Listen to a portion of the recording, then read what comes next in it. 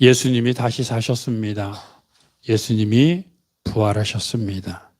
너무 감사하고 너무 행복하고 부활하셔서 부활해 주셔서 우리가 이 땅을 살아갈 수 있습니다. 옆에 있는 분들에게 부활의 기쁨을 담아서 예수님이 부활하셨습니다. 한번 인사 한번 합시다. 예수님이 부활하셨습니다. 너무 기쁘면 목소리가 잠깁니다. 예수님이 부활하신 기쁨이 얼마나 큰지 찬양을 하는데 정말 감격스럽고 너무 행복합니다. 그럼에도 많은 사람들은 지금도 아무 일도 없었다는 듯이, 지금만 그런 것이 아니라 성경의 부활 장면을 기록한 그 시대에도 여러분 잘 보시면 예수님이 십자가에 달려 돌아가실 때 지나가던 사람들이란 뭡니까? 예수와 상관없다고 생각하는 사람들입니다. 한동안 예수가 기적도 일으키고 예수가 떡도 먹게 하고 예수가 죽은 사람도 살렸대. 근데 그게 나와 상관없습니다. 내가 경험한 게 아니라 나는 그런 이야기를 듣기만 했습니다.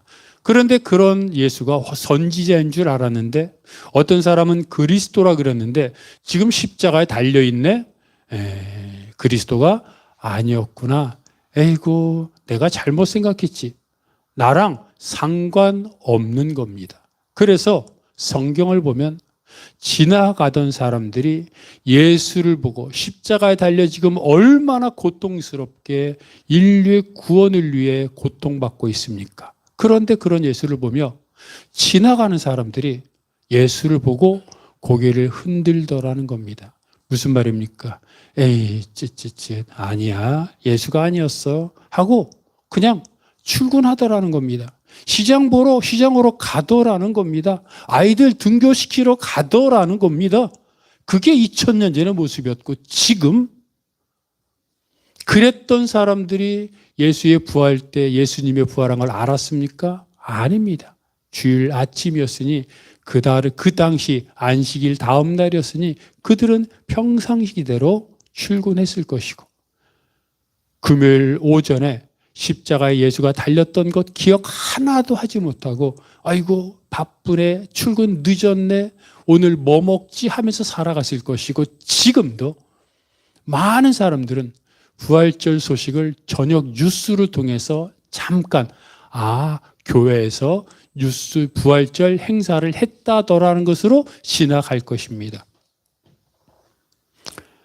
그래서 바울이 기록한 고린도 전서에서는 예수의 부활이 없다면, 예수님이 부활하지 않았는데 부활한다고 믿는 거라면 우리가 예수 믿는 사람이 세상에서 가장 불행한 사람이라고 말합니다. 그렇지 않습니까?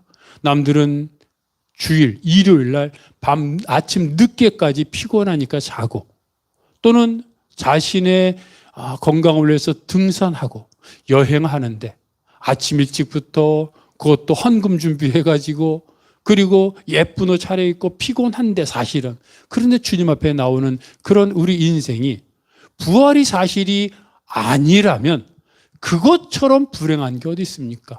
할 것 못하고 자제하고 절제하고 주님만을 위해 살겠다고 헌신하는 그 인생 실체가 없는데 그렇게 사는 거라면 얼마나 불행합니까? 그래서 고린도전서도 그렇다면 우리가 제일 불행한 사람이다라고 말합니다. 그런데 이어서 말하죠. 그러나 주가 부활하셨도다.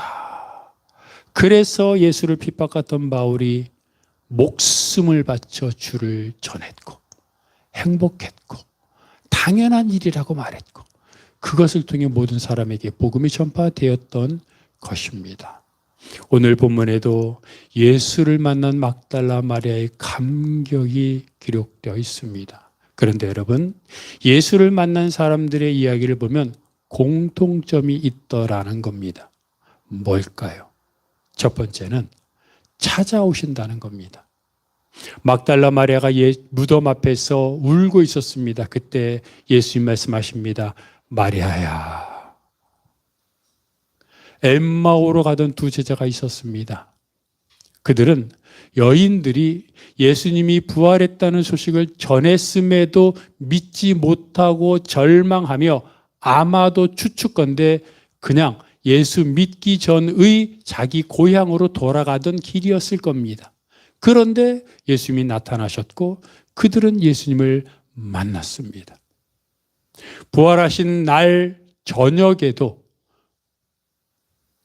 여인들의 부활 소식도 들었지만 여전히 믿지 못하고 유대인들이 무서워 문을 걸어 닫고 집 안에 무서워 벌벌 떨고 있던 제자들에게 예수님이 나타나십니다.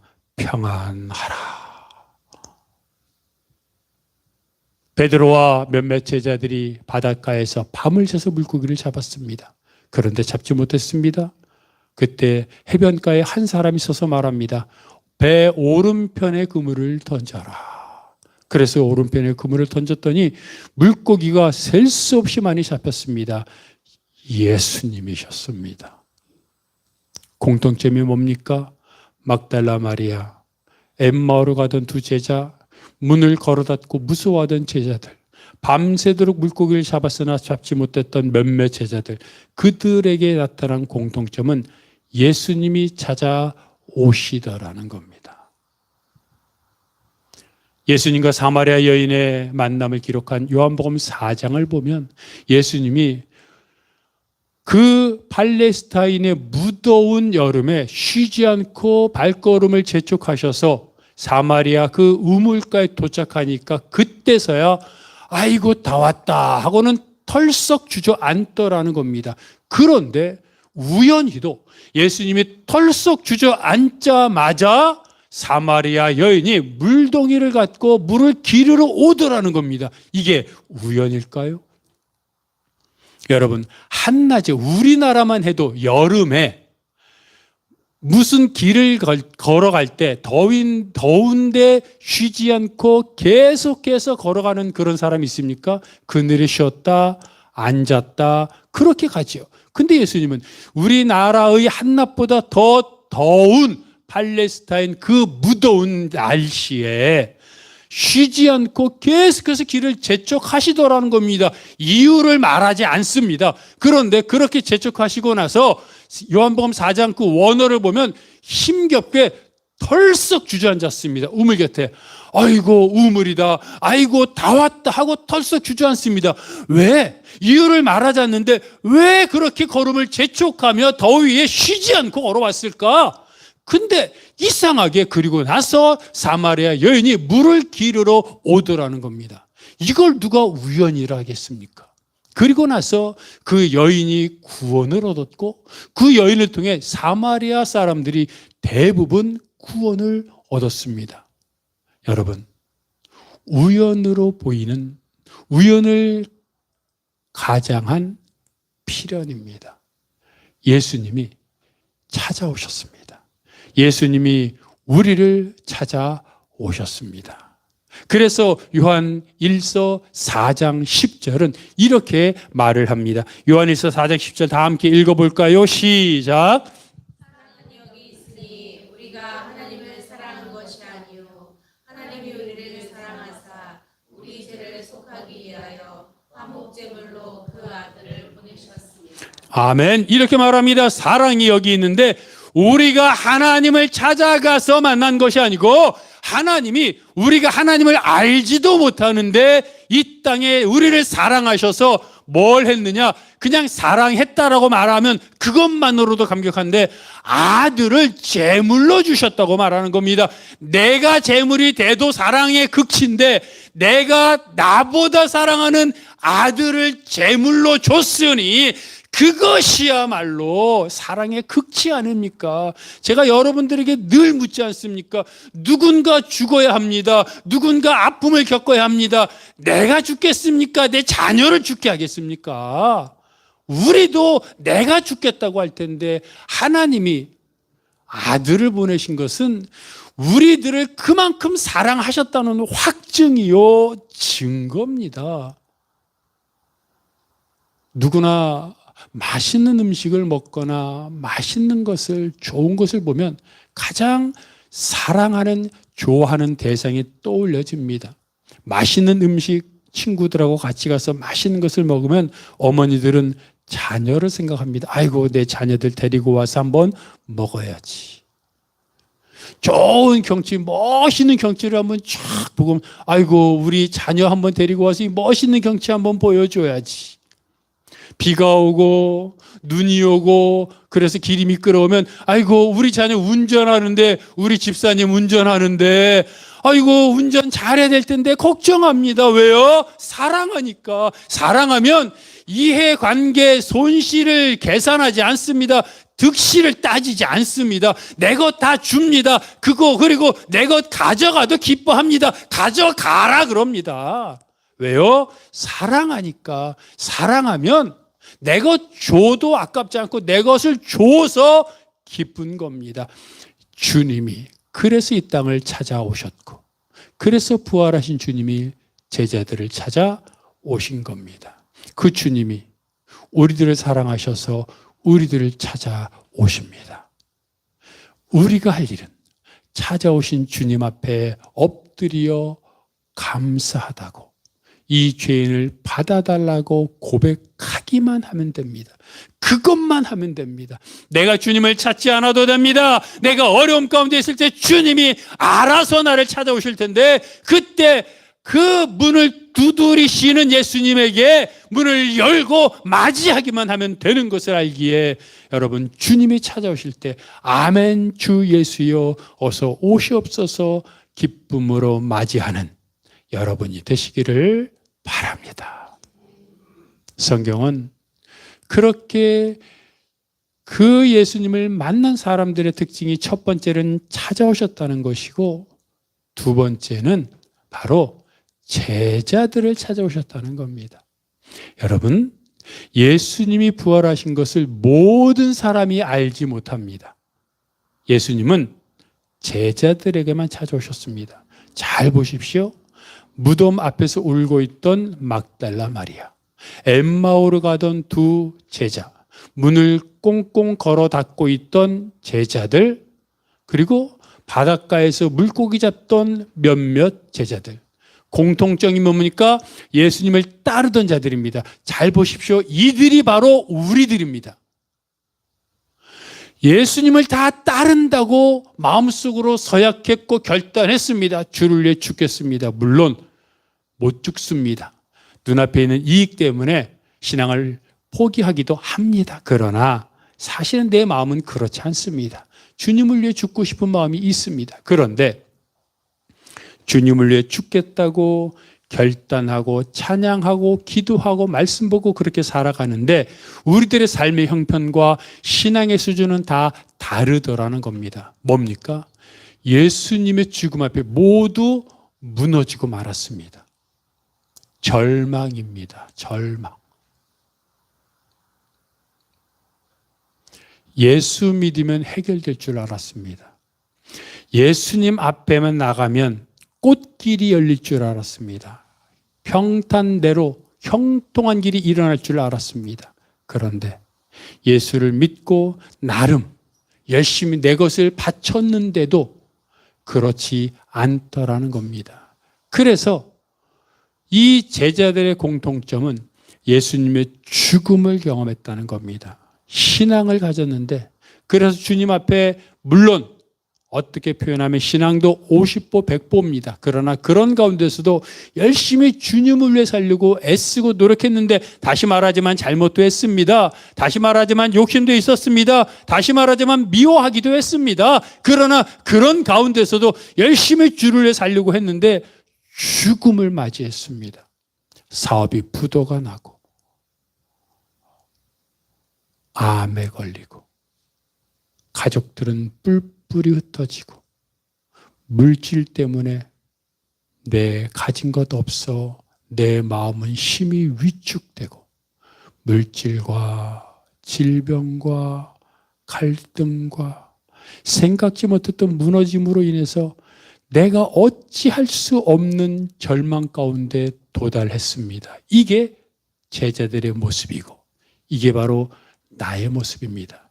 어떤 사람은 지금 내가 그런 절망이 있을 수도 있고, 어떤 사람은 몇 년 전에, 어떤 사람은 얼마 전에 그런 절망을 경험했을 수도 있습니다. 그런데 공통적인 것은 그런 경험을, 그런 절망을 모두 다 경험했다는 겁니다. 근데 그런 절망 속에 사람들의 신앙에 따라 대처하는 모습이 다 다릅니다. 보십시오. 그런 죽음과 같은 절망을 맞이했습니다. 근데 막달라 마리아를 비롯한 여인들은 그런 죽음 앞에서도 그래도 예수님이 돌아가실 때 유대인의 풍습에 따른 장례 절차를 제대로 치르지 못했으니 안타까웠던 겁니다. 예수님의 부활을 기대하는 신앙까지는 아니었지만 그래도 예수님 마지막 가는 길에 향유라도 몸에 발라줬어야 하는데 못했으니 지금이라도 내가 향유를 발라줘야지 하고 새벽에 여인들이 예수님의 무덤을 찾아갑니다. 기특하지 않습니까? 예수님이 부활하실 것이라고는 믿지 못하는 그런 수준까지는 아니었지만 그래도 사람들이 예수 믿는 사람을 잡으려고 하는 그런 위급한 상황 속에서도 예수님의 몸에 향유를 발라줘야 돼. 그게 내가 할 수 있는 최선이야 라고 생각해서 향유를 사다가 예수님의 몸에 바르려고 가는 그 여인들의 그 지극한 마음. 근데 반면에 그 조금 있다가 엠마오로 가는 두 제자가 있었습니다. 그들은 예수님을 따랐던 12제자에는 포함되지 않지만 예수님을 따랐던 또 다른 제자들이었습니다. 그런데 그들은 예수님이 십자가에 달려 돌아가시니까 그동안 예수님을 따랐던 모든 신앙을 버리고 이제 돌아갑니다. 엠마오로 갔는데 그 엠마오가 그들의 고향인지 또는 중간 지점인지는 모르나 추측컨대 분명히 지금까지 신앙을 버리고 집으로 돌아가는 과정이었던 겁니다. 모든 걸 버리고 주님을 위해 따랐지만 죽음 앞에서 신앙을 버리고 세상으로 다시 돌아가는 제자들도 있더라는 겁니다. 여인들은 그나마 기특하게 주님의 몸에 향유를 바르려고 했는데 똑같은 죽음 앞에서 어떤 사람들은 맨 밑바닥에 신앙을 버리고 자기 고향으로 돌아가더라는 겁니다. 그런데 보니까 또 중간 지점이 있어요. 기특한 사람들이 있고 신앙을 버리고 돌아가는 사람이 있고 중간 지점에 그 예루살렘에 있던 제자들은 문을 걸어 닫고 유대인들이 무서우니까 문을 걸어 닫고 꽁꽁 숨어 있었습니다. 이들은 자기 고향으로 돌아가지도 않아요. 그렇다고 여인들처럼 예수님의 몸에 향유를 바르겠다고 그냥 일어나가지고 주를 위해 헌신하지도 않아요. 이게 애매모호해요. 아마도 이들은 무섭고 그럼 우리가 어떻게 될까? 신앙을 버려야 되나? 신앙으로 살아야 하나? 내가 어떻게 해야 되나? 하고 방황하던 대부분 그렇지 않습니까? 신앙생활하는 많은 사람들을 보면 어떤 사람은 그 중에서도 신앙생활하는 사람들이 많이 불완전하지만 어떤 사람은 불완전한 중에서도 그래도 주를 섬기려고 하는 기특한 사람들이 있어요. 힘든데도. 근데 어떤 사람은 힘들면 교회를 떠나고 사람들을 떠나고 신앙을 버리는 사람이 있어요. 근데 많은 사람들은 버리지도 못하고 헌신하지도 못하고 방황하고 걱정하고 근심하면서 애매모호하게 우물쭈물하고 그렇다고 신앙을 전하지도 못하는 무서워 숨어있는 그런 신앙을 가지더라는 겁니다. 여러분, 근데 그들에게 나타나더라는 겁니다. 이들이 주님이 부활하신 것을 믿고 주님 어서 오십시오 플랜카드, 여기 플랜카드 있지 않습니까? 이 정도 신앙도 안 돼요. 우리 신앙이 더 좋은 것 같아요. 이런 플랜카드도 준비하지 못하고 그냥 무서워 숨고 이랬던, 심지어는 고향으로 돌아가는 그들에게 예수님이 나타나셔서 그들의 믿음을 회복시켜 주시더라는 겁니다. 근데 여러분, 저는 늘 이런 생각을 합니다. 왜 예수님을 믿는다고 하면서 대부분 제대로 못 믿을까? 저도 마찬가지입니다. 우리들 모두가 예수님을 위해 산다고 결단하지만 사는 모습 먼 것도 아닙니다. 그냥 하루 살아가는 모습만 봐도 아이고 어떻게 이게 신앙이라고 할 수 있어 라고 생각할 만한 모습들이 많지 않습니까? 근데 믿는다고 하면서 왜 이렇게 살아갈까? 저도 늘 고민이고 그것이 사실은 궁금하기도 합니다. 그런데 보니까 그게 사람이더라는 거예요. 사람은 원래 그래요. 믿음은 은혜입니다. 내 의지로 하는 게 절대 아니에요. 믿음은 하나님의 은혜 안에 잠겨 있을 때 온전해지는 것인데, 사람들의 신앙을 저를 포함해서 훑어보면 대부분 머릿속에 지식의 신앙에 머무를 때가 많아요. 믿어요. 믿습니다. 믿는다고 생각해요. 근데 그 믿음이 가슴으로 내려오지 않아요. 그래서 머릿속으로 주를 위해 살겠다고 결단하지만 그게 정말로 주를 위해 살아야 되는 손과 발이 주를 위해 사는 거 아닙니까? 근데 손과 발까지는 안 가요.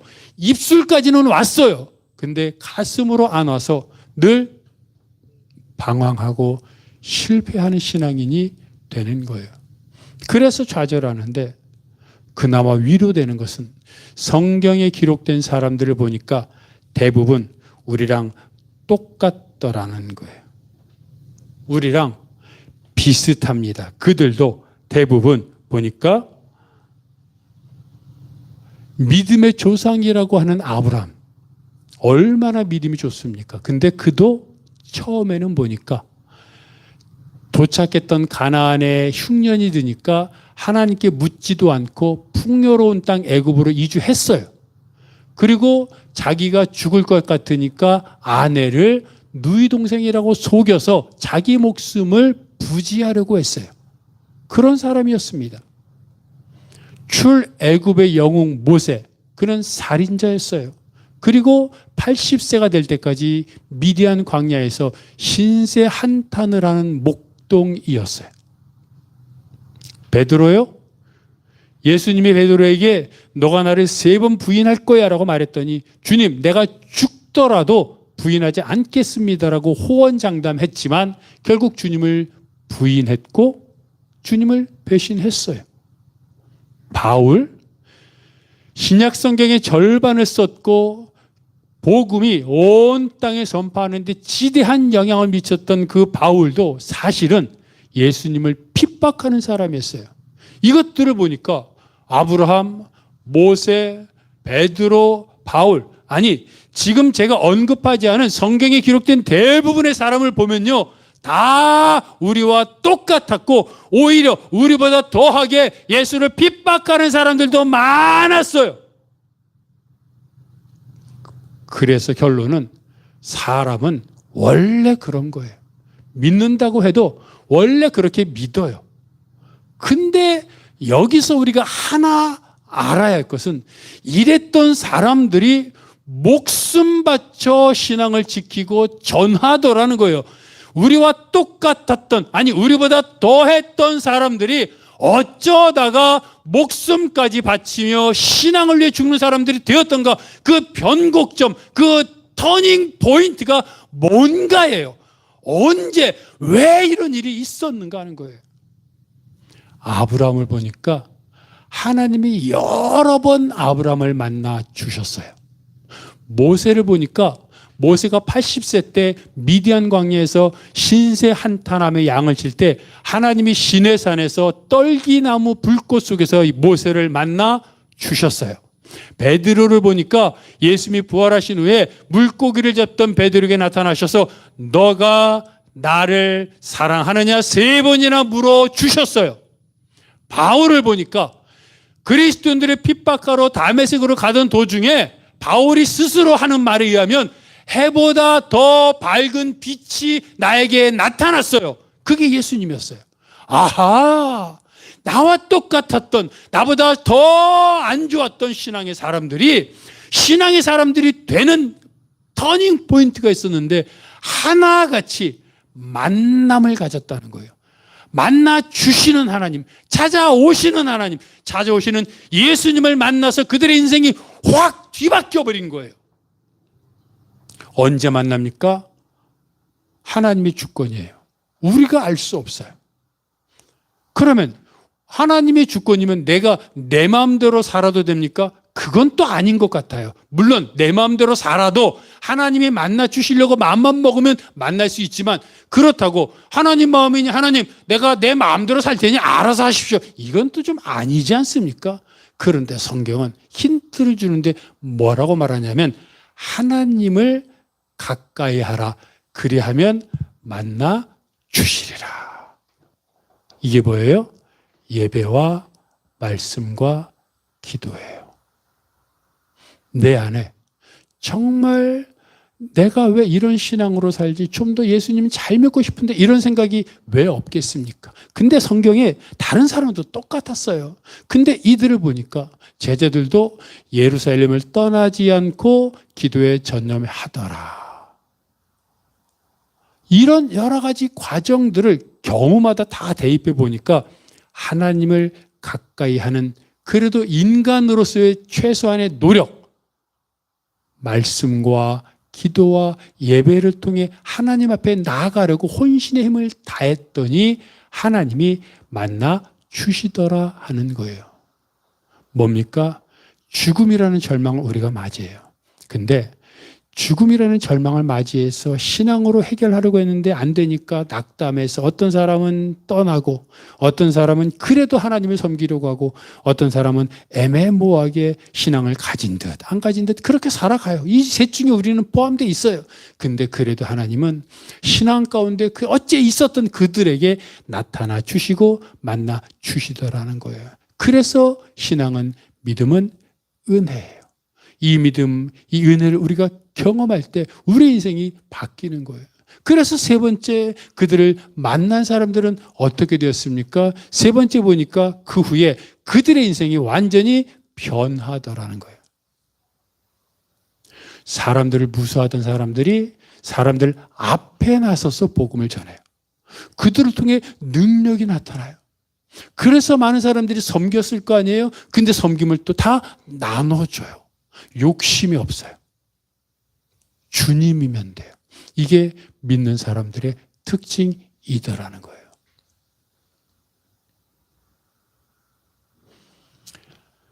우리들이 잘 알고 있는 개그맨, 개그우먼 중에 정선희 씨가 있습니다. 아마 잘 알 겁니다. 정선희 씨가 간증을 했는데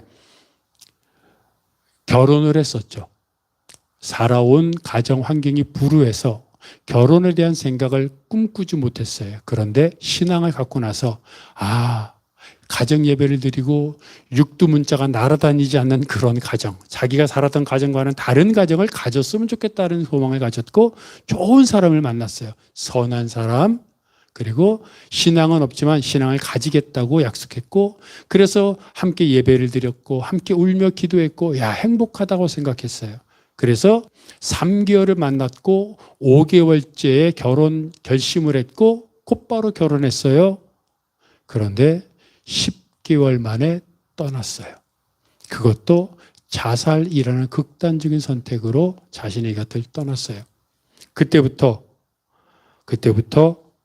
살아있음에 대한 죄책감을 느꼈다고 합니다. 왜 그랬을까? 왜 떠났을까? 왜 나는 몰랐을까? 그가 그렇게 힘들어했다는 돈 문제, 왜 나에게 말하지 않았을까? 내가 말하지 못하게 했을까? 아침에 나갈 때 내가 그 말하지 않았으면 안 떠났을까? 내가 붙잡았으면 그런 선택 안 했을까? 왜? 이렇게 했다면 모든 가정법을 동원하여 그냥 먹고 살아있는 것에 대한 죄책감을 느끼며 살았습니다. 근데 그랬던 것이 그 죽음에 대한 의혹이 그 살아있는 자에게 돌려졌어요. 그 살아있는 정선이 때문에, 씨 때문에 죽었다라든가 이런 여러 가지만 의혹들이 쏟아지기 시작했습니다. 그러니까 죽은 사람에 대한 애통이 분노로 떠났어요. 왜 그랬어? 왜 어쩌다 그렇게 됐어가 아니라 왜 떠나서 나를 이렇게 만들었어? 라는 분노로 바뀝니다. 그리고 그것은 세상을 향한 분노로 바뀝니다. 내가 이렇게 억울한 게 너무나 당연하게 보이는데 왜 사람들은 그걸 나를 알아주지 못하고 나에게 의심하고 나에게 분노할까라는 생각으로 세상을 향해서 분노하기 시작합니다. 술과 수면제를 마시고 하루 종일 비몽사몽간에 아파트 베란다에서 땅을 쳐다보며 또 그 모습을 어머니는 보시며 얼마나 힘들었을까라는 생각을 하는데, 그러다가 그 모습이 결국 하나님께로 비난의 화살이 돌려집니다. 하나님 나를 사랑하신다면서요. 하나님 나를 지켜주신다면서요. 하면서 모든 비난, 나도 이제 하나님을 버리겠습니다 라고 말하면서 하나님께 비난하고 술과 수면제와 모든 것들, 그리고 또 정신 차려서는 하나님 잘못했어요. 하나님 또 왜 이랬어요? 하나님 잘못했어요. 이런 삶이 계속적으로 반복되어 갔습니다. 그러다가 이제 모든 걸 다 끝내겠다고 생각을 했어요. 도저히 견딜 수 없어서 모든 걸 다 끝내겠다고 생각해서 약을 하나씩 모았어요. 모아서 이제 다 모아서 이제 며칠 후에 이제 결심을 하고 실행을 하려고 생각했는데, 어머니가 그 약을 발견했어요. 어머니가 그 약을 발견하고는 그 약을 송두리째 화장실에 있는 변기에 넣고 물을 내렸어요. 근데 그때 정선희 씨는 막 울부짖고 발악을 하면서 그 변기에 내려진 그 약을 다시 주워 오려고 변기 속으로 손을 집어가지고 휘저으면서 약을 하나라도 꺼내려고 막 미친 듯이 발버둥 쳤다고 해요. 그러면서 문득 그 변기에 보면 화장실 구조가 그렇지 않습니까? 변기가 있고 세면대가 있고 그리고 거울 있잖아요. 막 발버둥 치면서 약을 휘젓고 하나라도 꺼내려고 울부짖고 나는 더 이상 못 살아, 나는 죽어야만 돼라고 막 하다가 문득 앞에 있는 거울을 보게 됐어요. 거울을 보면서 이렇게 생각했답니다. 이 세상에서 가장 불행하고 우울한 사람은 나야. 내가 가장 우울하고 불행하고 그래서 내가 가장 슬픈 사람이야 라고 생각했기 때문에 거울을 보면서 자기 모습이 가장 슬픈 눈을 하고 있을 거라고 생각했대요.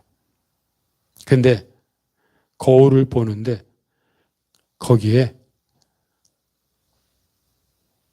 눈이 웃고 있는 것 같았다고 말합니다.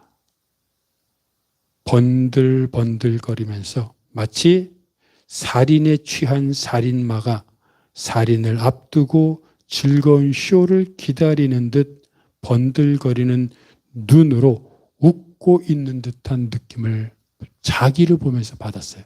너무 무서웠어요. 그래서 그때 화장실에서 무릎을 꿇고 생애 가장 절실하고 가장 간절한 마음으로 하나님 앞에 기도했답니다. 살려주세요. 살려주세요. 제가 너무 무섭습니다. 제발 살려주세요. 그러면서 막 울었습니다. 눈물, 콧물, 막 그 모든 게 다 쏟아지며 울다가 조금 왜 이제 조금 안정되는 것처럼 잠잠해졌는데 그때 마음이 잠잠하는 것이 느껴지고 그 다음에 하나님의 고백이 마음에 느껴졌다는 거예요. 하나님이 이렇게 말씀하신답니다. 내가 너를 사랑한다.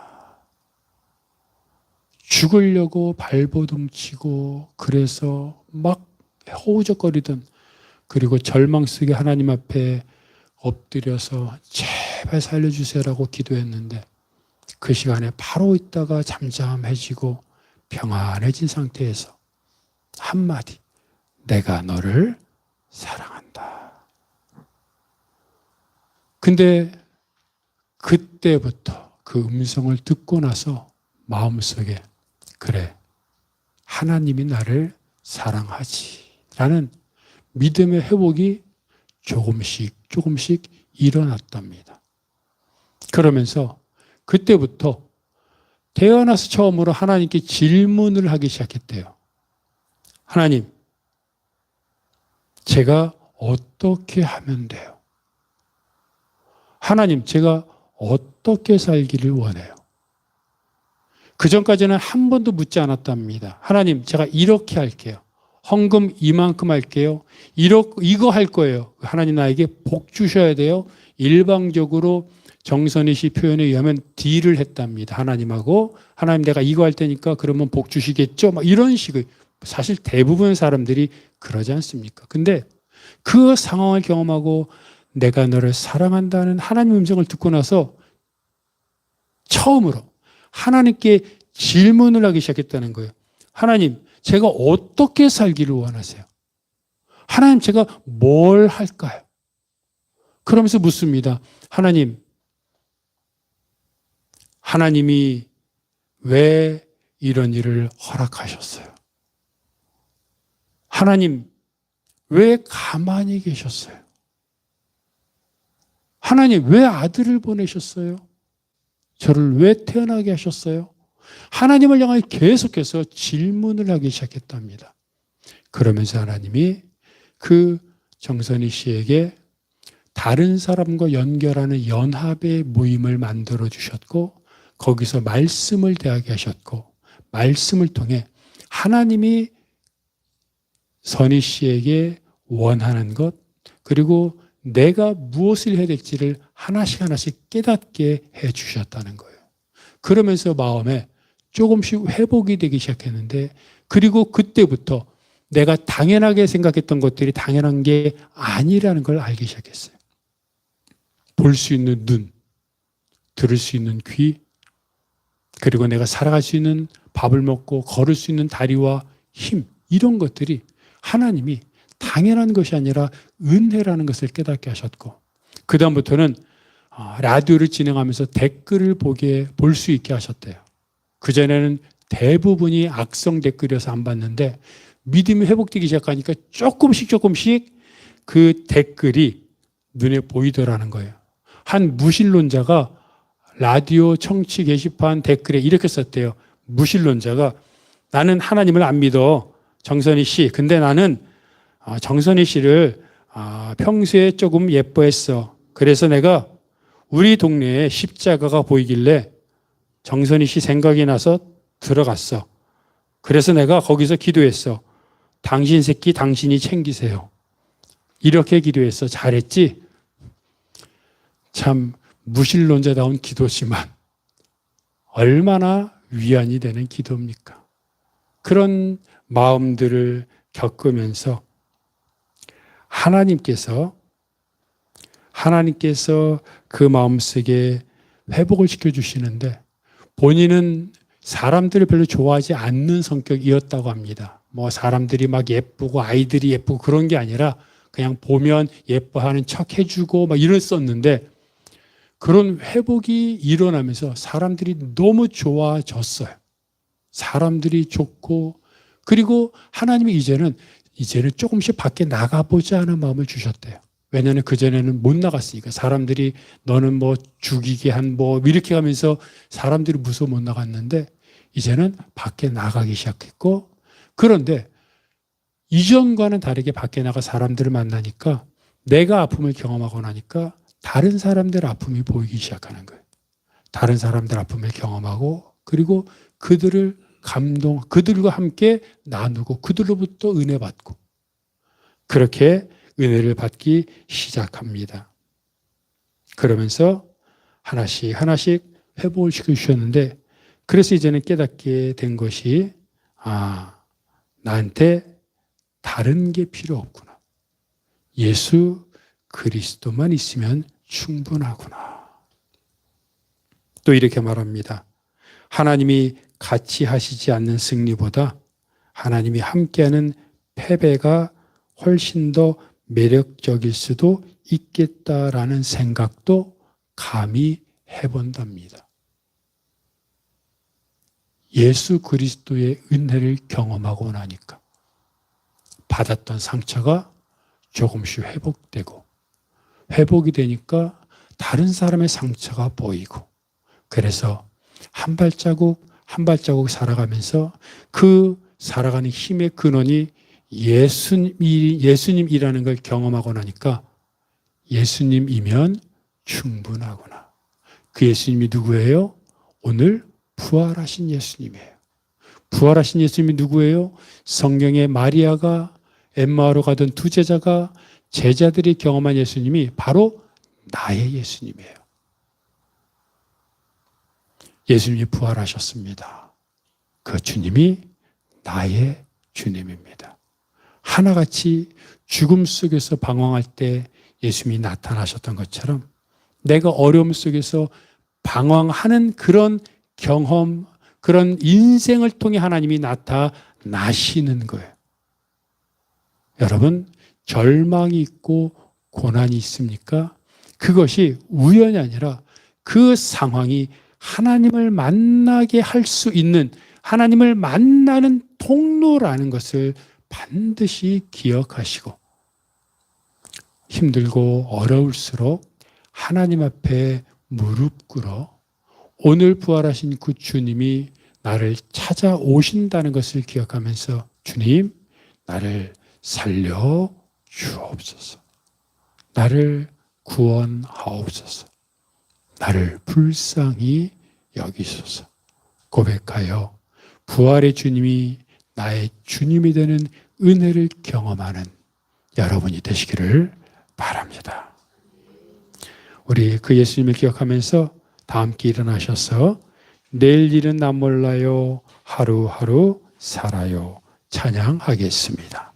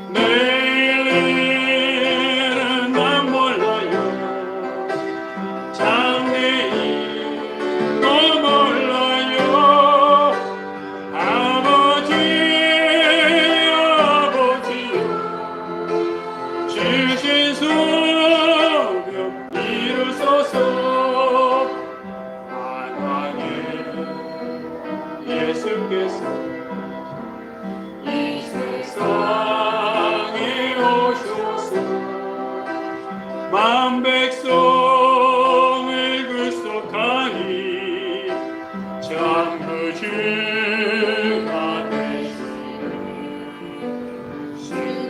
순교자의 본을 받아 나의 믿음 지키고 순교자의 신앙하다 이 모든 주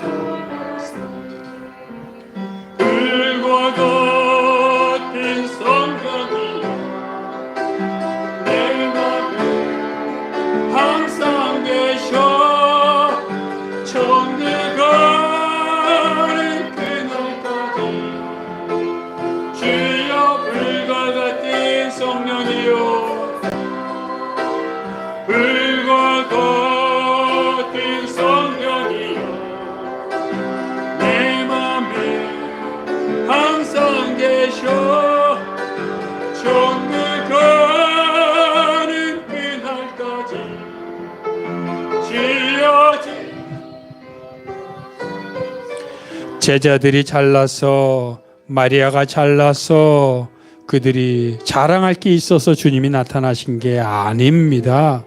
주님이 나타나 주신 겁니다. 죽음 앞에 방황하고 주님 앞에 절망하고 주님 앞에 떨고 있을 때 주님 그 모습 참아보지 못하고 나타나 주신 겁니다. 우리가 절망 속에서 그래도 주님 옷자락이라도 붙잡아 보려고, 우리가 절망 속에서 그래도 주님 한 번 음성 들어보려고 발버둥 칠 때 그 모습 보시고 주님 나타나 주시는 겁니다. 주여 나에게도 나타나시고 주님 만남으로 말미암아 내 인생의 주를 위해 살게 하여 주시옵소서. 통성으로 기도하겠습니다. 하나님 아버지, 부활하신 주님, 만군의 하나님의 아들이신 예수님이 좌절하고 절망하고 신앙을 버리고 떠나버리고 했던 그런 제자들에게 나타나셨던 것처럼 아버지 하나님, 내 신앙이 잘난 것이 없고 내 신앙이 자랑할 것도 없음을 고백하며 내가 죄인이요 내가 잘못 살았음도 고백하오니 그럼에도 불구하고 내가 할 수 있는 것은 오직 주님 앞에 나아가 엎드리는 것뿐이오니 주여 나를 불쌍히 여기소서. 주여 나를 불쌍히 여기소서. 주여 그들이 잘난 것이 아니라, 그들이 이뻐서가 아니라 그들이 잘못했음에도 불구하고 그들을 사랑하셔서 나타나 주신 것처럼 우리도 잘못하고 우리도 불쌍하오니 하나님 우리를 불쌍히 여기시고 나타나셔서 우리에게 은혜 부어주시고 만나주시고 우리의 인생이 주님 앞에 드려지게 하여 주시옵소서. 주여 부활의 주님이시여 오늘 이 시간 나에게 만나주셔서 나를 변화시키어 주옵소서. 하나님, 부활의 주님이 나의 주님이어서 감사합니다. 하지만 아직도 그럼에도 내 인생을 걸지 못하고 내 조그만 이익 앞에 무너지는 내 모습 또한 고백하오니 주여 불쌍히 여기소서. 이 아무것도 안 되는 이 인생, 뭐가 그리 좋다고 세상을 향해 달려가는 그런 나의 어리석음을 깨우쳐 주셔서 주님 앞에 엎드리게 하시고 주님이면 충분하구나, 하나님이 없는 승리보다 하나님이 있는 패배가 더 낫겠구나라는 생각을 나도 하게 하시고, 그래서 주님 때문에 행복하고 주님 때문에 살만하고 주님 때문에 이 땅이 매일매일 형통하고 그리고 하늘나라인 삶을 살게 하여 주시옵소서. 이 모든 것 예수 그리스도 이름으로 기도하오며 이제는 우리 주 예수 그리스도의 은혜와 아버지 하나님의 사랑하심과 성령님의 교통하심이 우리도 예수 만난 사람들처럼 주님과 동행하며 주님과 함께 살겠다고 고백하는 모든 성도들 머리 위에, 그들의 가정과 사역과 기도 제목 위에, 이 교회 이 민족 온 세계 복음화 위에 영원토록 함께 하옵시기를 간절히 축원하옵나이다. 아멘.